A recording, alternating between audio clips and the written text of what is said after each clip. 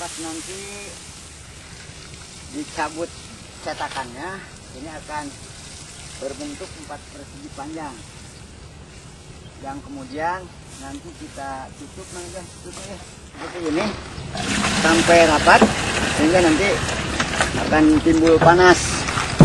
Nah, ini bisa, yang akan lebih baik sebetulnya bisa dibalik selama kurang lebih setengah bulan, jadi 15 hari kita balik untuk mengontrol ini kompos ini jadi sempurna atau enggak, karena biasanya yang menghambat masalah jadi atau enggaknya adalah apabila kita nyiramnya kurang rata.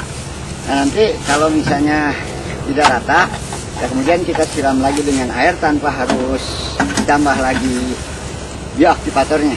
Jadi biasanya sebulan ini sudah jadi dan siap untuk diaplikasikan ke lahan padi ini.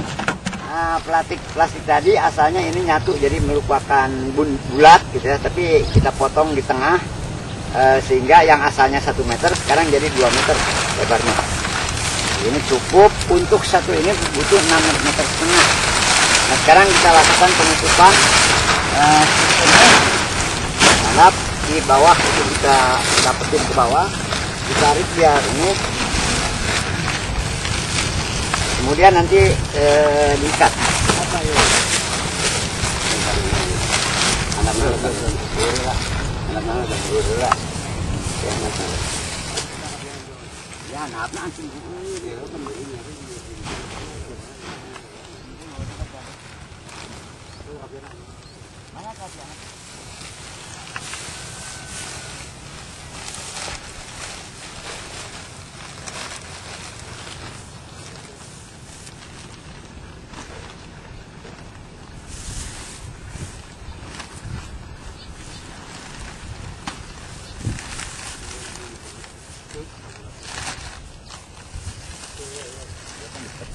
Kalau kita sudah selesai, ini bentuknya akan seperti ini. Dan ini diikat supaya plastik itu nggak ngapung dan ini tetap terjaga, tidak ada udara dari luar masuk sehingga panas yang di dalam itu jadi panas, sehingga mikroba plastiknya itu bisa hidup dengan sempurna. Dan ini biarkan sampai sebulan. Nanti dibuka langsung, kita bisa langsung diaplikasikan waktu kita ngebajak sawah pertama. Kompos ini kita lakukan di pojokan-pojokan sawah sehingga posisinya tidak terlalu banyak mengganggu lahan pertanaman padi. Kita hanya menyisakan bangsa 1-3 meter persegi supaya tanaman padi kita juga tidak terganggu, pupuknya berjalan nih.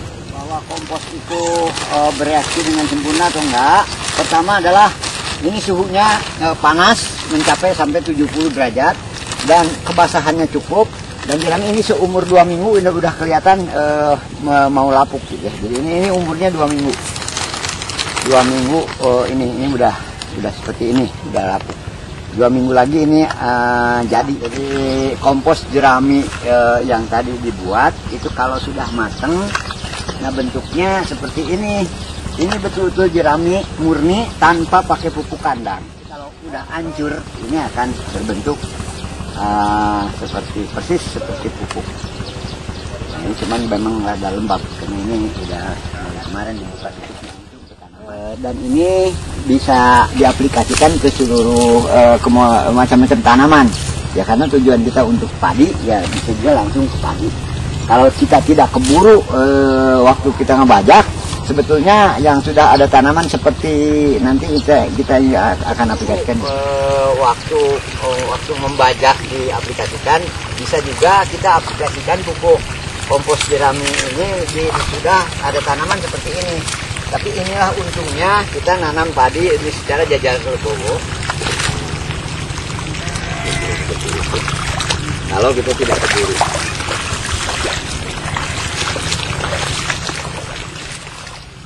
Padi ini varietasnya adalah giliran.